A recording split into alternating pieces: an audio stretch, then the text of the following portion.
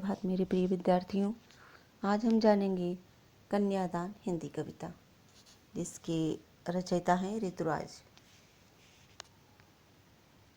कितना प्रामाणिक था उसका दुख लड़की को दान में देते वक्त, जैसे वही उसकी अंतिम पूंजी हो।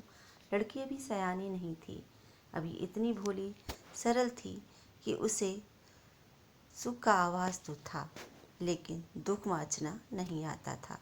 पाठिका थी वह धुंधले प्रकाश की, कुछ तुकों और कुछ लयबद्ध पंक्तियों की। माँ ने कहा, पानी में झांक कर अपने चेहरे पर मत रीझना। आग रोटियां सेकने के लिए है, जलने के लिए नहीं। वस्त्र और आभूषण शाब्दिक भ्रमों की तरह बंधन है स्त्री जीवन के। माँ ने कहा, लड़की होना पर लड़की जैसी दिखाई मत देना। उपरोक्त पंक्तियों में कवि ने कन्यादान करते वक्त एक माता के दुख का बड़े ही सुंदर तरीके से वर्णन किया है। कवि कहते हैं कि कन्यादान करते वक्त या बेटी की विदाई करते वक्त माँ का दुख बड़ा ही स्वाभाविक या प्रामाणिक था। बेटी ही माँ के सबसे निकट व उसके जीवन के सुख दुख में उसकी सच्ची सहेली होती है। अब जब वही उससे दूर जा रही है तो माँ को कन्यादान करते वक्त ऐसा लग रहा है मानो वह अपने जीवन की अनमोल आखिरी पूंजी को दान करने जा रही है। लड़की अभी सयानी नहीं थी। उपरोक्त पंक्तियों में कवि ऋतुराज कहते हैं कि लड़की अभी इतनी सयानी या परिपक्व नहीं हुई है कि वह दुनियादारी की बातों को समझ सके। वह अभी भी भोली भाली व मासूम ही है। उसने अपने मायके में सिर्फ सुख और खुशियों को ही देखा है, किंतु दुख और परेशानियों के बारे में उसे ना तो अभी कुछ पता है और ना ही उसे अपने दुख व परेशानियों को बांटना या हल करना आता है। अभी तो उसके सामने काल्पनिक सुखों की एक धुंधली सी तस्वीर है। उसे व्यवहारिकता का बिल्कुल भी ज्ञान नहीं है। ससुराल में आने वाली जिम्मेदारियां, कठिन परिस्थितियों व संघर्षों के बारे में उसको अभी कुछ भी अंदाजा नहीं है।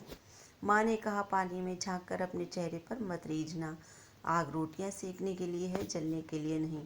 वस्त्र और आभूषण शाब्दिक भ्रमों की तरह बंधन है स्त्री जीवन के। उपरोक्त पंक्तियों में माँ अपनी बेटी की विदाई के वक्त जीवन जीने की सबसे बड़ी सीख उपहार स्वरूप दे रही है, जो जीवन भर उसके काम आएगा।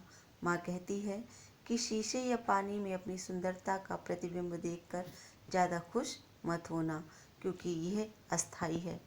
फिर माँ अपनी बेटी को कहती है कि आग का प्रयोग सिर्फ खाना बनाने या रोटियां सेकने के लिए ही करना, लेकिन अगर आग का प्रयोग जलने या जलाने के लिए करते हुए देखो तो तुरंत उसका विरोध करना।